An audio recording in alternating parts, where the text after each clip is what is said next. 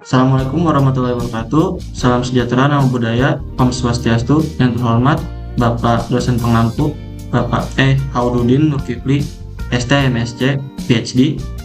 Kami dari kelompok 5, mata kuliah analisis desain berbasis objek, kelas 3F, Fakultas Ilmu Komputer, Universitas Singapura Bangsa Karawang, akan memaparkan hasil analisis kami, yaitu analisis desain sistem website untuk memenuhi nilai ujian akhir semester.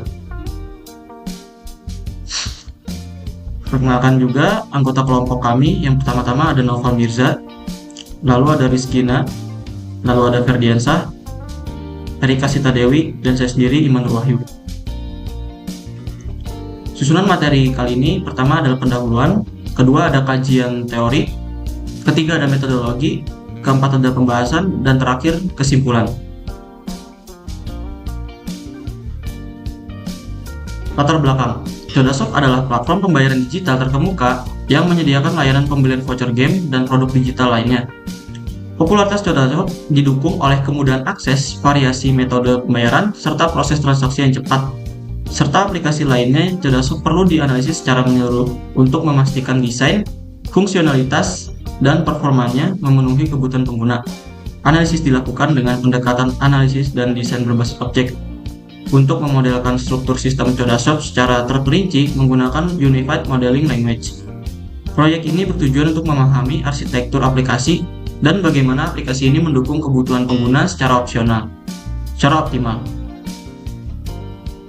Rumusan masalah. Pertama adalah bagaimana fungsi-fungsi utama pada aplikasi CodaShop dapat dimodelkan dengan pendekatan berbasis objek. Kedua, bagaimana arsitektur sistem CodaShop mendukung proses pembelian digital secara efisien. Lalu ada tujuan penulisan, yaitu memodelkan proses aplikasi CodaShop melalui diagram UML untuk memahami alur kerja sistem. Kedua, menganalisis arsitektur sistem aplikasi CodaShop dengan pendekatan berbasis objek. Batasan masalah, fokus analisis fungsi struktur dan kebutuhan sistem. Kedua adalah fokus pada fungsi utama pembelian voucher, metode pembayaran, dan riwayat transaksi.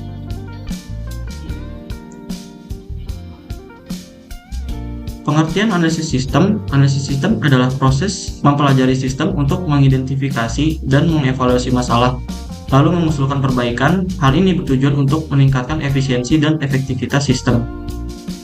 Lalu ada pengertian website. Website adalah kumpulan halaman yang menyajikan informasi teks, gambar, dan media lainnya.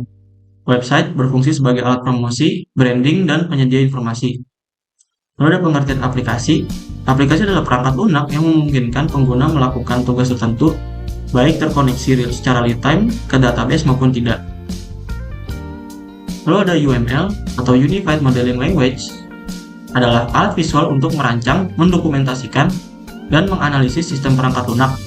Diagramnya meliputi use case, class, activity, dan sequence. Terakhir ada desain UI UX dalam website.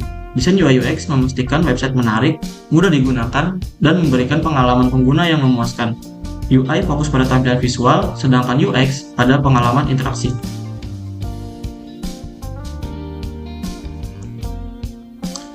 Metodologi pengumpulan data. Pertama ada observasi, yaitu mengidentifikasi elemen UI aplikasi CodaShop yang membutuhkan perbaikan.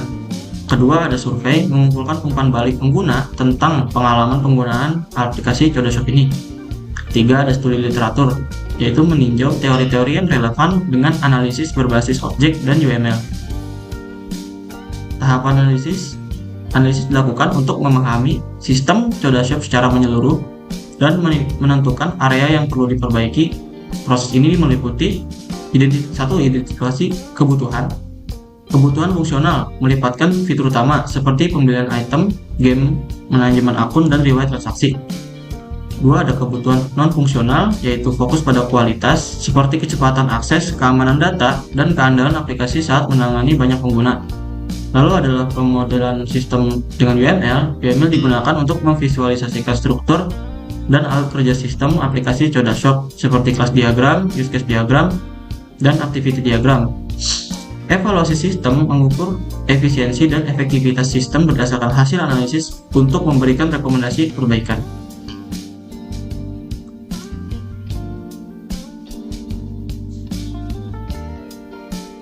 Oke, baik. Selanjutnya ada use case diagram. Di use case diagram Codashop sendiri itu ada 3 aktor. Yang pertama ada customer. Si customer ini bisa melakukan registrasi atau login sebagai customer. Lalu dia ada mendapatkan promo atau diskon, yang mana include melakukan top up dan pembelian. Nah, setelah melakukan top up dan pembelian, si customer itu nanti bakal include melakukan pembayaran. Nah, lalu ada opsi melihat riwayat transaksi. Lalu si customer juga bisa menghubungi CS atau customer service atau support. Nah, lalu terakhir si customer bisa logout. Nah, di aktor kedua ada aktor admin. Dia bisa mengelola item dan game yang ingin dijual, lalu bisa memantau transaksi dari customer, lalu bisa membuat promo dan diskon, dan terakhir bisa melihat data penjualan. Nah, lalu aktor ketiga ada payment gateway, yang mana dia memvalidasi si pembayarannya gitu. Next, nah, ada diagram activity. Yang pertama, customer bakal masuk ke dalam halaman login. Setelah itu dia bakal memilih menu register. Setelah memilih menu register, diarahkan ke sistem, lalu sistem menampilkan form register. Setelah itu diarahkan kembali ke customer, lalu dia menginput email, nama dan password yang kemudian dikirim ke sistem. Setelah itu si sistem bakal mengirim kembali verifikasi emailnya ke customer, lalu customer bakal memverifikasi email pendaftarannya. Setelah itu bakal diarahkan ke database untuk menyimpan terkait email, nama, dan passwordnya. Setelah itu kembali lagi ke sistem dan muncul pop-up akun berhasil dibuat. Next. Nah, ini diagram activity login. Yang pertama, customer membuka halaman website, lalu dia bakal diarahkan ke sistem untuk menampilkan pop-up login. Setelah itu si customer memilih opsi login dan memasukkan username dan passwordnya. Setelah itu bakal diarahkan ke database, akan dicek apakah username dan passwordnya ini valid atau tidak. Jika tidak valid, dia bakal diarahkan kembali ke customer untuk memasukkan username sama passwordnya lagi. Jika valid, dia bakal langsung ke sistem untuk masuk sebagai user. Oke, next. Lalu ada diagram activity order.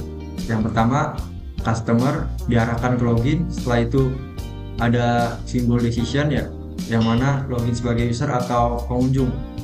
Nah, setelah itu di bawahnya menggunakan simbol join, yang mana dua input itu bakal disatukan kembali, diarahkan ke sistem untuk menampilkan pilihan game sama produk. Setelah itu sistem mengarahkannya ke customer untuk memilih produk, lalu memilih metode pembayaran. Setelah itu bakal diarahkan ke sistem lagi ke menu halaman pembayaran. Setelah itu si sistem dikirim ke customer untuk melakukan pembayarannya. Setelah itu customer melakukan pembayaran dan dikirim ke payment gateway untuk memvalidasi pembayarannya.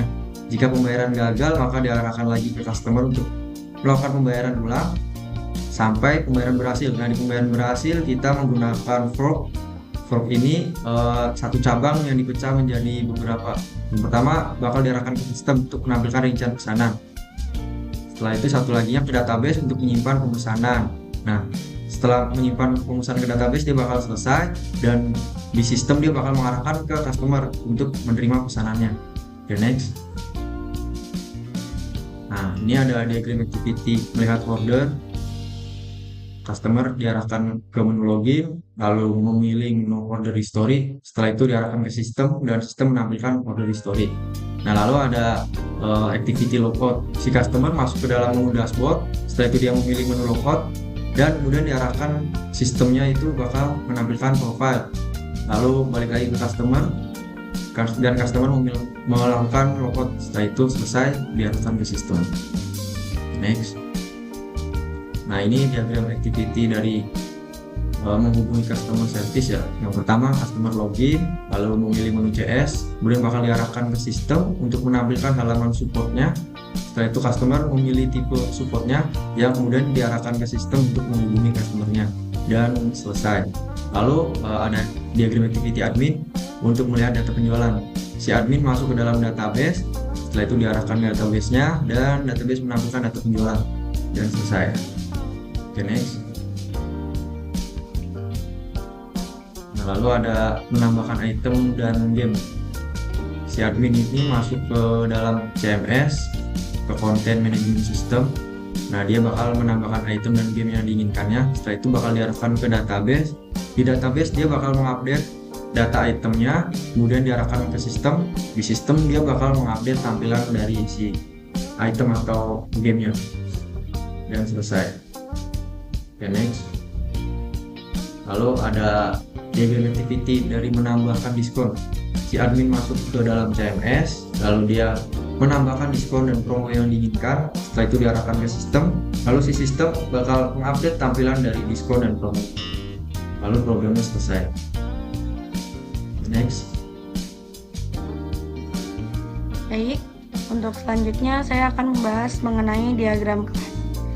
Di mana pada pembahasan diagram kelas ini kita memiliki 5 kelas, yaitu 1. Terdapat kelas pengguna, transaksi, voucher, metode pembayaran, dan juga notifikasi.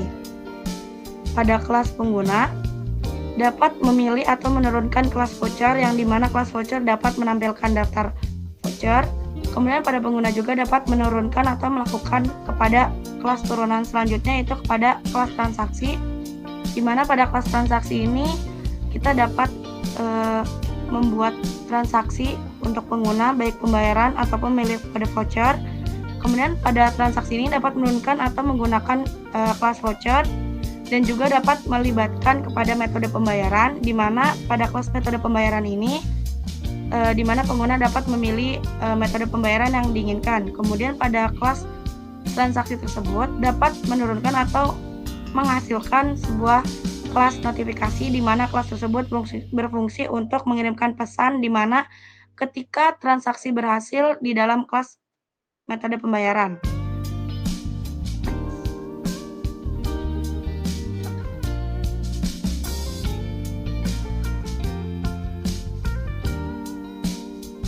Baik, untuk selanjutnya mengenai diagram sequence. Yang pertama, diagram sequence login, di mana customer dapat melakukan login atau register. Jikalau customer sudah memiliki akun, maka customer dapat login, kemudian sistem akan menyampaikan kepada database untuk memverifikasi akun. Kemudian dari database akan memverifikasi jikalau akun valid kepada sistem. Selanjutnya sistem akan memverifikasi kepada customer jikalau login berhasil. Kemudian, jika customer tidak memiliki akun, maka customer akan diarahkan kepada sistem untuk registrasi. Pada sistem akan mengarahkan kepada database untuk mengisi sistem dan juga menyimpan data registrasi. Pada database akan menyampaikan kembali kepada sistem jikalau registrasi berhasil. Kemudian pada sistem akan menyampaikan kepada customer bahwasanya akun sudah berhasil dibuat. Untuk selanjutnya yaitu sequence pemesanan. Pada sequence pemesanan di mana customer jika sudah login maka dapat memilih sebuah produk ataupun ID game. Kemudian pada sistem akan mengarahkan kepada database untuk mengambil pada sistem akan mengarahkan kepada pilih produk dan ID game. Kemudian sistem akan dapat memilih metode pembayaran dan sistem akan menyampaikan kepada database untuk menyimpan detail pesanan. Kemudian dari database akan menyampaikan kepada sistem untuk mengkonfirmasi penyimpanan pesanan tersebut. Kemudian dari sistem akan menyampaikan kepada customer yaitu konfirmasi pesanan telah dibuat. Kemudian jika customer belum login, maka customer dapat memilih produk dan ID game. Kemudian sistem akan mengarahkan kepada database untuk login terlebih dahulu dan juga akan mengambil data user dan juga database akan menyimpan. Kemudian jikalau data tersebut sudah valid, maka database akan mengirimkan kembali kepada sistem. Kemudian pada sistem mengarahkan kepada customer untuk memilih metode pembayaran. Kemudian pada sistem mengarahkan kepada database untuk menyimpan detail pesanan. Kemudian jika detail pesanan sudah tersimpan, maka database akan mengkonfirmasikan penyimpanan kepada sistem dan sistem akan mengkonfirmasi pesanan kepada customer.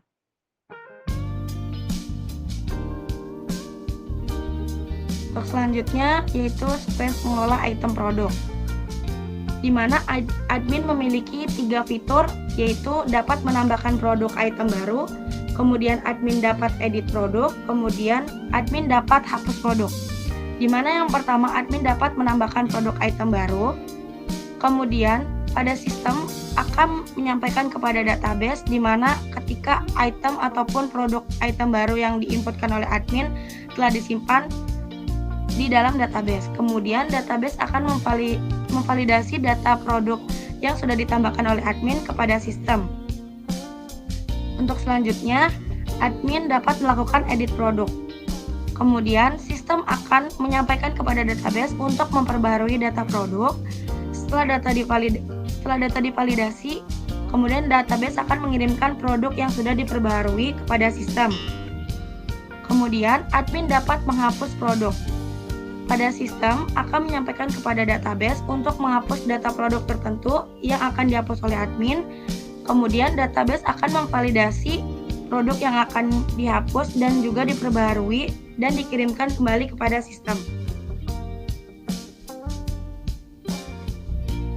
Kemudian sequence payment gateway, di mana di sini berlangsung alur dari sistem kepada customer, di mana setelah customer memilih pembayaran, kemudian sistem mengirimkan permintaan pembayaran kepada payment gateway. Pada payment gateway, maka akan memvalidasi atau memverifikasi pembayaran kepada sistem. Jika verifikasi berhasil, maka sistem akan memperbarui status pembayaran kepada database dan juga menyimpan di dalam database. Kemudian database akan memperbaharui status pembaruan status pembayaran yang sudah berhasil dan akan dikirimkan kembali kepada sistem. Kemudian dari sistem akan memvalidasi dan mengirimkan detail pembayaran yang sudah berhasil kepada customer. Kemudian jikalau verifikasi gagal, maka dari sistem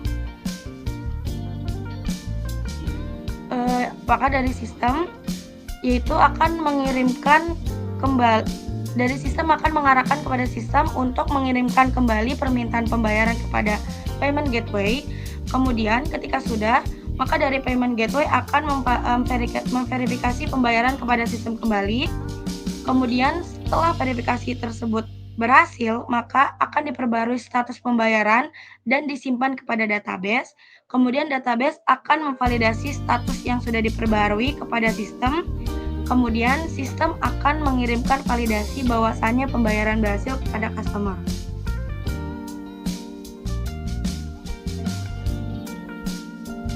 Kemudian selanjutnya terdapat data model, di mana data model ini memiliki beberapa kelas ataupun tabel, yaitu seperti pengguna, transaksi, notifikasi, dan juga voucher ataupun metode pembayaran. Di mana pada kelas pengguna ini dapat melakukan transaksi di kelas transaksi, kemudian pengguna juga dapat menerima sebuah notifikasi ketika transaksi sudah berhasil. Kemudian di dalam pengguna melakukan transaksi di dalam kelas transaksi, pada kelas transaksi ini dapat memilih dan juga dapat menggunakan, di mana transaksi dapat memilih kelas voucher, yang dimana kelas voucher dapat memiliki beberapa tampilan voucher untuk dipilih oleh pengguna, dan juga pada transaksi dapat menggunakan metode pembayaran baik metode pembayaran yang diinginkan oleh pengguna.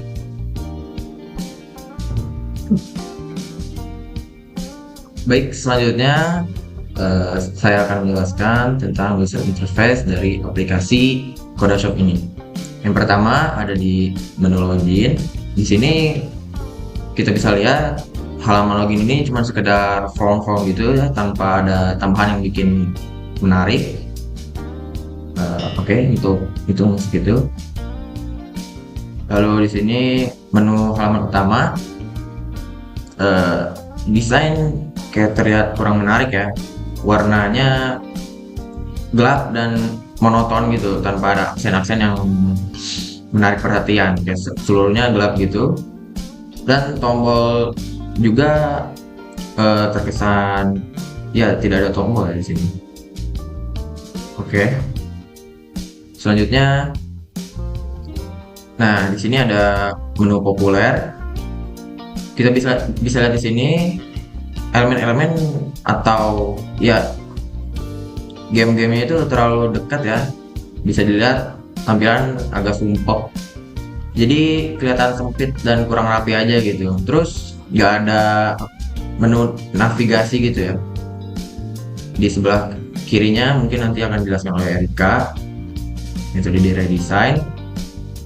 Menu ini terkesan terlalu simple dan tapi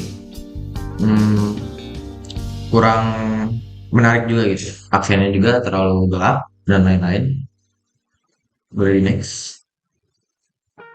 Selanjutnya di menu promo. Di menu promo juga tidak ada tambahan navigasi lainnya, hanya ada tampilan seperti itu dan informasi. Di next lagi.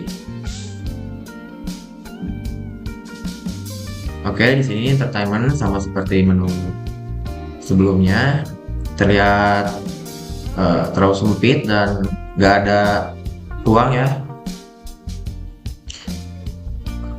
Kayak minim interaksi gitu. Ya, kayak gak ada efek animasi atau feedback gitu saat pengguna mengklik sesuatu, hanya aplikasi-aplikasi tertentu. Boleh di next. Selanjutnya ada menu informasi, terlihat biasa-biasa saja. Boleh di next lagi. Oke, selanjutnya ini adalah menu transaksi ya. Di sini juga tampilan terlalu gelap dan terang gitu. Mungkin bisa diganti lagi. Nanti dijelaskan oleh Erika di redesign-nya. Boleh next. Oke, ini masih tampilan tadi. Next lagi.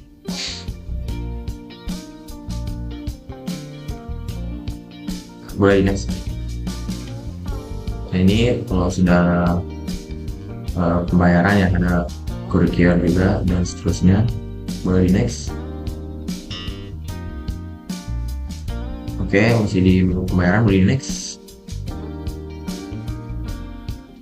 Nah, ini jika sudah berhasil, next lagi. Nah, ini ada ringkasan pesanannya. Boleh next. Nah, selanjutnya redesign user interface yang akan dijelaskan oleh Erika. Padanya dipersilakan. Baik, sebelumnya terima kasih kepada rekan saya Naufal Mirza Adila. Selanjutnya saya akan memaparkan mengenai redesign user interface.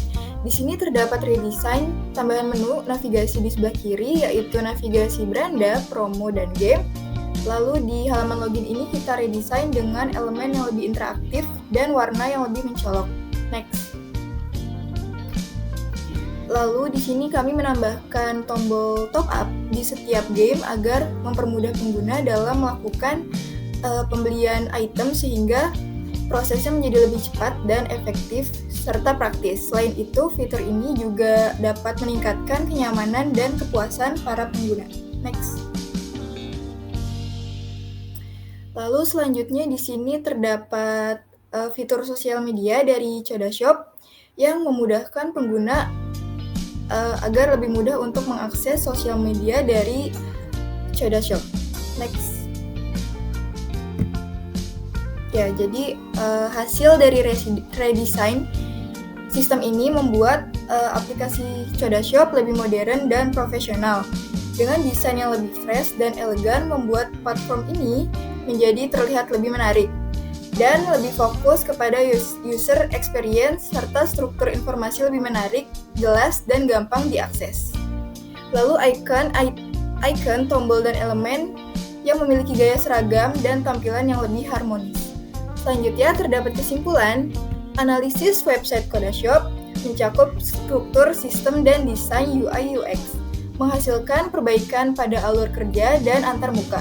Penggunaan UML seperti use case, class, dan sequence diagram membantu memvisualisasikan sistem secara jelas. Redesign UI menghadirkan tampilan modern, intuitif, dan terorganisir dengan tata letak yang lebih rapi dan warna yang menarik serta ikon yang lebih sederhana. Proyek ini menunjukkan bahwa pentingnya desain UI dalam meningkatkan estetika, efisiensi, dan kepuasan pengguna. Dengan perubahan yang terstruktur, aplikasi dapat memberikan pengalaman yang lebih baik dan menarik dan tetap kompetitif di pasar. Next. Baik, sekian presentasi dari kelompok 5 mengenai analisis desain sistem website Codashop. Semoga bermanfaat. Kami dari kelompok 5 pamit undur diri. Terima kasih. Wassalamualaikum warahmatullahi wabarakatuh.